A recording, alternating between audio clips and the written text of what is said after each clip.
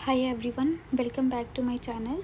सो पहले हमने nephritic and nephrotic syndrome में डिफरेंस पढ़ा था। आज हम नेफ्राइटिक सिंड्रोम से स्टार्ट करेंगे। तो सबसे पहले नेफ्राइटिक सिंड्रोम में हम पढ़ेंगे about the post streptococcal glomerulonephritis. इसके नाम से समझ आता है कि स्ट्रेप्टोकोकस पोस्ट मीन्स बाद में, स्ट्रेप्टोकोकस मीन्स स्ट्रेप्टोकोकल बैक्टीरिया के इन्फेक्शन के बाद हमें क्या होता है, ग्लोमेरुलोनेफ्राइटिस। ग्लोमेरुलोनेफ्राइटिस का मतलब जो ग्लोमेरुलस है उसमें इन्फ्लेमेशन दिखेगी। तो हम एंड पे आके इस स्लाइड पे वापस से आएंगे जब हम सारा केस पढ़ लेंगे कि क्या होता है इसमें। सबसे पहले हमें इसको पढ़ने से पहले मैंने आपको किडनी के बारे में बताया था कि उसका फंक्शन होता है ब्लड को फिल्टर करना। अब जो उसकी फिल्ट्रेटिंग यूनिट है वो ग्लोमेरुलस जो होता है वो तीन चीज़ों से, उनका जो फिल्ट्रेटिंग बैरियर है वो तीन चीज़ों से मिलकर बना होता है, एंडोथेलियम, बेसमेंट मेम्ब्रेन और पोडोसाइट। ठीक है। अब जो ये वाटर और स्मॉल पार्टिकल्स को तो ये क्या करने देते हैं, पास करने देते हैं, लेकिन ये आरबीसी और प्लाज्मा प्रोटीन को जो है वो यूरिन में एक्सक्रीट आउट नहीं करते हैं, यानी कि उस फिल्ट्रेशन बैरियर से ये पास नहीं होते हैं, आरबीसीज और प्लाज्मा प्रोटीन्स। अब क्या होता है, ये डिज़ीज़ होती क्यों है? ये डिज़ीज़ बेसिकली एक इम्यून रिएक्शन है हमारी बॉडी का। ठीक है।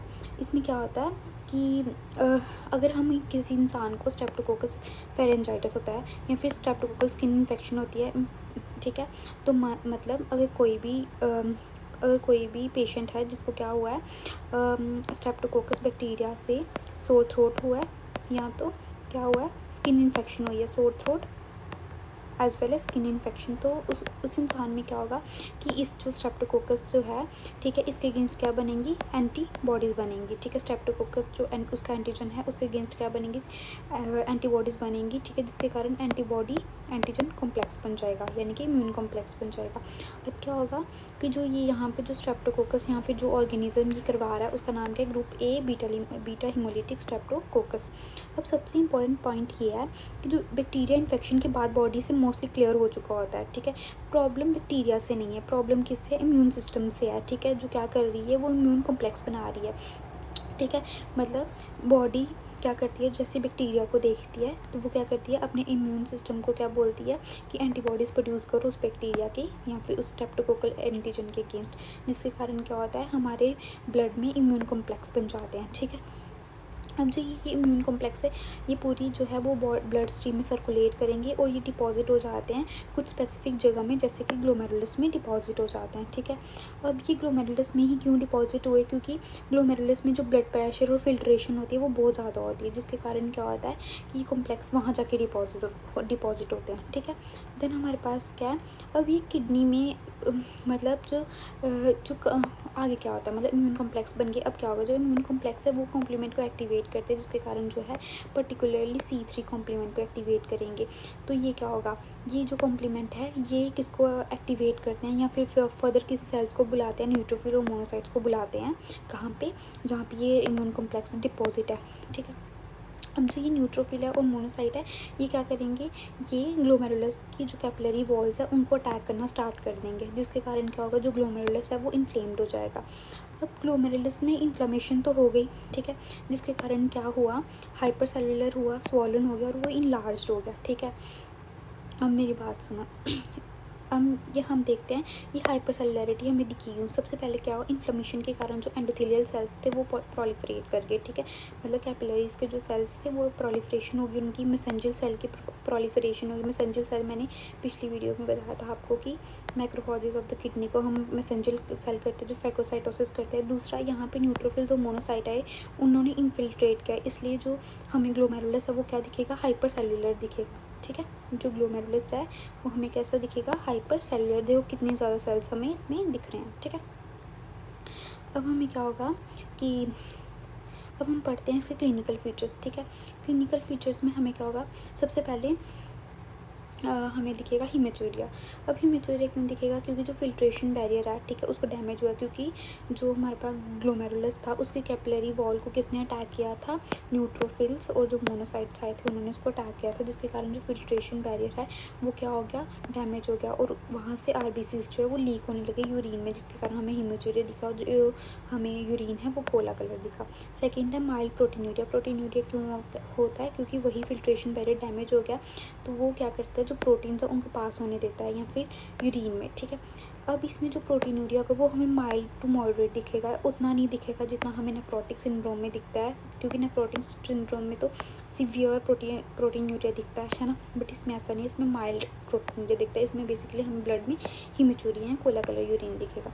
देन ओलियूरिया क्यों होगा, क्योंकि देखो जो ग्लोमेरुलर कैपिलरी वॉल थी वो इन्फ्लेमेशन थी उसमें, है ना, जिसके कारण क्या होगा, जो GFR है या फिल्ट्रेट है वो उससे कम पास करेगा, तो GFR कम हो गया। GFR कम होने के कारण क्या होगा कि ब्लड का वॉल्यूम बढ़ जाएगा, ठीक है। अब GFR कम है जिसके कारण क्या हुआ कि ओलियूरिया हुआ, मतलब फिल्ट्रेट कम बन रहा है तो यूरिन आउटपुट कम हुई। दूसरा GFR कम है, ठीक है, मतलब फिल्ट्रेट कम बना तो ब्लड वॉल्यूम बढ़ गया, जिसके कारण क्या हुआ, हमें हाइपरटेंशन होगी। दूसरा हमें एडीमा क्यों होता है, अब देखो GFR कम है जिसके कारण क्या होता है कि सोडियम और वाटर वो भी पास आउट नहीं होंगे यूरिन में, ठीक है, क्योंकि इतना फिल्ट्रेट हो ही नहीं पा रहा, ठीक है, क्योंकि जो ग्लोमेरुलस है वो प्रॉपरली वर्क नहीं कर रहा, ठीक है, जिसके कारण सोडियम और वाटर रिटेंशन होती है, और जो वाटर है वो टिश्यूज़ में एक्यूमुलेट होकर हमें एडीमा करवाएगा। पहले हमें पेरी ऑर्बिटल एडीमा दिखेगा अराउंड द आइज, देन हमें जॉर्नल एडीमा दिखेगा, ठीक है। फिर उसके बाद हमारे पास हाइपरटेंशन, मैंने आपको बता दिया कि सोडियम और वाटर रिटेंशन होती है। दूसरा GFR जो है कम बन रहा है, ब्लड वॉल्यूम इंक्रीज़ करेगा, जिसके कारण हमें ब्लड प्रेशर जो है वो एलिवेटेड दिखेगा। अब जो सीरम C3 लो क्यों होते हैं, मैंने बताया था जैसे इम्यून कॉम्प्लेक्स बने थे, उन्होंने क्या किया, उन्होंने कॉम्प्लीमेंट को एक्टिवेट किया, बेसिकली C3 को, तो सारा जो भी C3 है वो सारा कॉम्प्लीमेंट क्या हो गया, कंज्यूम हो गया, जिसके कारण हमें सीरम में C3 के लेवल्स कम दिखते हैं, ठीक है। ये मोस्ट इंपॉर्टेंट लेबोरेटरी फाइंडिंग है PSGN में, ठीक है। अब हमारे पास है ASO टाइटर क्या होता है, जो हमारे पास स्ट्रेप्टोकोकस है वो उसमें होता है स्ट्रेप्टोलाइसिन O, ठीक है। हमारी बॉडी जो है जैसे ही वो स्ट्रेप्टोकोकस की इन्फेक्शन होती है तो वो इसके अगेंस्ट स्ट्रेप्टोलाइसिन O के अगेंस्ट, इस टॉक्सिन के अगेंस्ट क्या करने लगती है, एंटीबॉडी बनाने लगती है। तो जो हमारे पास PSGN है, ठीक है, ये basically type 3 hyper sensitivity reaction है। कैसे हुआ ये मैं बताती हूँ। देखो, किसी भी इंसान को सोर थ्रोट हुआ और 2 से 14 डेज़ के बाद हमें क्या हुआ, ये PSGN हो, ठीक है। तो मतलब ये 2 to 14 डेज़ लग रही है, क्यों लग रहा है, क्योंकि ये एक टाइप 3 हाइपर सेंसिटिविटी है जिसको इतना टाइम तो लगता है, ठीक है, 1 to 2 वीक लगते हैं। दूसरी बात कि इसमें क्या हुआ कि इसको हमने टाइप 3 क्यों बोला, क्योंकि इसमें एंटीजन एंटीबॉडी जो है वो रिएक्शन हो रही है, ठीक है, और इम्यून कॉम्प्लेक्स बन रहा है, ठीक है। तो हमें इसमें जो है, अगर हम देखें जिस भी इंसान को PSGN होगा उसमें ASO के टाइटर्स बड़े होंगे, क्योंकि उसको पहले उसको क्या हुई होगी, स्ट्रेप्टोकोकस से इन्फेक्शन हुई होगी, उसके बाद ही उसको PSGN हुआ है, ठीक है। देन अगर मॉर्फोलॉजी पे देखें, लाइट माइक्रोस्कोपी पे हमें क्या दिखेगा, मैंने बताया था लाइट माइक्रोस्कोपी का जो मेन फंक्शन है या फिर जो मेन उसका हमें जो उसका मॉर्फोलॉजी दिखेगा उसमें हमें हाइपर सेलुलरिटी दिखेगी, बड़े ज़्यादा सेल्स दिखेंगे, न्यूट्रोफिल मोनोसाइट्स का इन्फिल्ट्रेट दिखेगा, एंडोथेलियल प्रोलिफरेशन और मेसेंजियल सेल की प्रोलिफरेशन दिखेगी, ठीक है। इम्यूनोफ्लोरेसेंस पे देखेंगे तो ग्रैनुलर पैटर्न्स दिखेंगे, जिसको लंपी वम्पी या स्टाइज का अपीयरेंस भी बोलते हैं। ये ऐसा क्यों दिखता है हमें, granular pattern due to the deposition of IgG और C3 जो कॉम्प्लीमेंट है, इन दोनों की डिपोजिशन के कारण वो ग्रैनुलर हमें दिखता है, ठीक है। अच्छा, फिर उसके बाद है इलेक्ट्रॉन माइक्रोस्कोपी पे हमें क्या दिखते हैं, ठीक है, अगर ये बेसमेंट मेम्ब्रेन है, ठीक है, ये पोडोसाइट्स हैं, तो यहाँ पे हमें इम्यून कॉम्प्लेक्स जो है वो डिपॉजिट होते हुए दिखेंगे, समझ आई। तो हमें सब एपिथेलियल हम्प्स दिखेंगे, ठीक है। ये एक इंपॉर्टेंट पिक्चर है, कौन सा, सब एपिथेलियल हम्प्स वाला, ठीक है। अगर मैं आपको बताऊँ, ये लाइट माइक्रोस्कोपी पे मेन जो हमें दिखता है वो हाइपर सेलुलरिटी है, क्यों, क्योंकि proliferation of endothelial cell mesangial cells हो गए, ठीक है। दूसरा, यहाँ पे इनफिल्ट्रेशन बाय न्यूट्रोफिल्स और मोनोसाइट्स है, और इन लार्ज ग्लोमेरुलस है, देखो कितना हाइपर सेलुलर है, ठीक है। अब दूसरा ग्रैनुलर पैटर्न दिखा इम्यूनोफ्लोरेसेंस पे, क्यों, due to the deposition of IgG और C3, ठीक है। अब देखो ये है इलेक्ट्रॉन माइक्रोस्कोपी पे, जिसमें हमें दिख रहा है ये क्या है, सब एपिथेलियल हम्प है, ये हमारे क्या visceral layer of visceral epithelium of kidney, या फिर बोल सकते हैं visceral epithelium of the Bowman's capsule, ठीक है। उसके नीचे हमें क्या दिख रहा है, ये इम्यून कॉम्प्लेक्स, ठीक है, उसकी डिपोजिशन दिख रही है, तो सब एपिथेलियल हम्प दिख रहा है हमें, ठीक है। अब ये हमारे पास हो गया।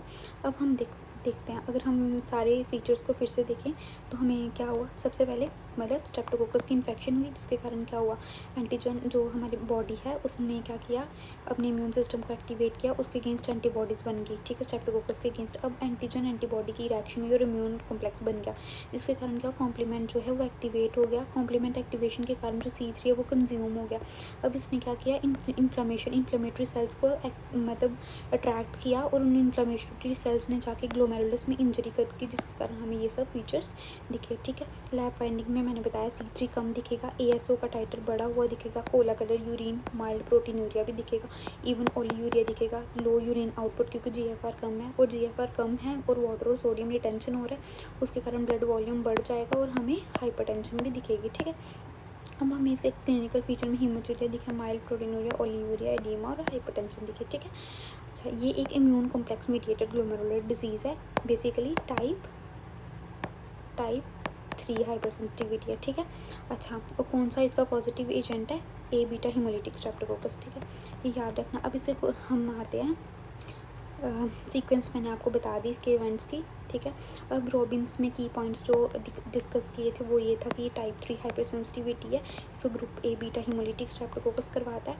दूसरा, इसमें लाइन माइक्रोस्कोपी पे ग्लोमेरुलोनेफ्राइटिस दिखेगी, एंडोकैपिलरी प्रोलिफरेशन दिखेगी, लो C3 दिख रहा है हमें सीरम में, ASO का टाइटर इंक्रीज दिख रहा है, और IgG और C3 जो है वो डिपोजिशन दिख रही है हमें कौन, इम्यूनोफ्लोरेसेंस पे, जिसके कारण लंपी बम्पी पैटर्न या ग्रैनुलर पैटर्न्स दिख रहा है, और इलेक्ट्रॉन माइक्रोस्कोपी पे सब एपिथेलियल हम्प्स दिख रहे हैं। अब क्लिनिकल केस डिस्कस करते हैं। एक 7 ईयर ओल्ड बॉय है, पीडियाट्रिक पॉपुलेशन। हाँ, एक इम्पॉर्टेंट पॉइंट, जो ये PSGN है हमारे पास, ठीक है, ये हमारा मोस्ट कॉमन जो है वो हमारा पीडियाट्रिक पॉपुलेशन में दिखता है, ठीक है, बच्चों में ज़्यादा दिखता है ये, ठीक है। अब क्या होता है कि देखो, एक 7 ईयर ओल्ड बॉय है जिसको क्या हो रहा है, स्वेलिंग है उसके अराउंड आइस, मतलब periorbital oedema, cola colour urine है, डिक्रीज यूरिन आउटपुट, ओलीयूरिया है, और हेमेचूरिया हो रहा है, ठीक है। उसकी मदर ने बताया कि उसको पहले सोर थ्रोट था, 2 वीक बाद उसको क्या हुआ कि ये सब होने स्टार्ट हुआ, ठीक है। अब देखो, इसका क्या मतलब है, सोर थ्रोट के बाद ये सब हो रहा है, मतलब पहले उसको स्ट्रेप्टोकोकल की इन्फेक्शन थी, और 2 वीक बाद मतलब वही टाइप 3 हाइपर सेंसिटिविटी रिएक्शन के कारण हमें PSGN हुआ है, ठीक है। BP भी बढ़ा हुआ है, पेरिऑर्बिटल एडिमा भी है, और RBC कास्ट भी दिख रही है, सीरम कैरेटिनिन एलिवेटेड है, C3 के लेवल लो हैं, ASO के टाइटर्स भी इंक्रीज़ है। तो यहाँ इन सब चीज़ों से हमें पता चल रहा है वही डायग्नोसिस क्या, पोस्ट स्ट्रेप्टोकोकस ग्लोमेरुलोनेफ्राइटिस, ठीक है।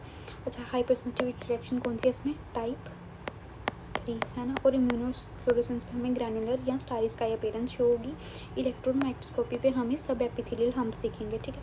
अब दूसरा क्वेश्चन है, एक 8 साल का बच्चा है जिसको हेमेचूरिया या एडीमा है 3 वीक आफ्टर एम्पिटिगो। ये क्या होता है, एक स्किन इन्फेक्शन है जो स्ट्रेप्टोकोकस के कारण होती है, ठीक है। इसमें C3 के लेवल वही कम दिख रहे हैं, ASO का टाइटर बढ़ा हुआ दिख रहा है, RBC कास्ट दिख रही है। ASO के टाइटर से समझ आ रहा है कि मतलब स्ट्रेप्टोकोकस की इन्फेक्शन थी, कॉम्प्लीमेंट एक्टिवेट हुआ था जिसमें C3 बेसिकली था, उसकी वजह से ये सारा कंज्यूम हो गया, तो इसके लेवल्स कम हो गए थे।